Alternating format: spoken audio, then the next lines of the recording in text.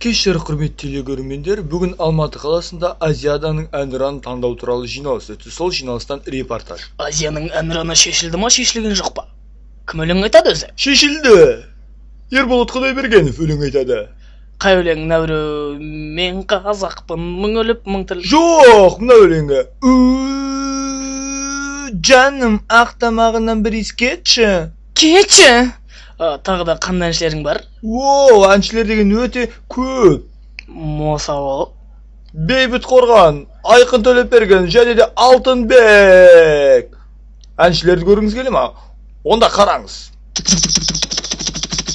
Жанары оттан жанып, жүрегімде жақтай ғарып. Айтшы жаным тек шыны. Бақ, қандай ғажап ес, шат, қиял мәлес. Жаңалықтарымызды жалғастырамыз. Карим Масимов халық алдына сөйлеуге дайындығы көреміз. Енді Карим Масимов премьер-министр болғандықтан шашымды жөндеп алайын, сосын халық алдында бұлай деп сөйлеймін. Құрметті қазақстандықтар. Ұмытып кетіппін ғой. Құрметті қазақстандықтар. Азияданы абыроймен өткізейік.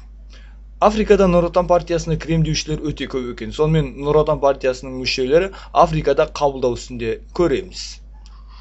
Сонда африкалықтар біздің Нұр Отанға кірмекші ма? Қараңыз, африкалықтар Нұр Отанды сыйлайды.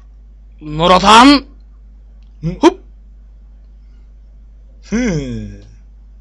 Нұр Отан! Даттықсыр! Нұр Отан! Алдап көрейін, Жас Отан! Алданып қалды. Дипломмен алған. Жасыл ел.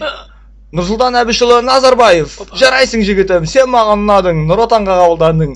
Кіре бер Нұр Отанға. Бетіңізден сүйдім ағай. Ағатай, Азия ойындарына қатысуға бола ма?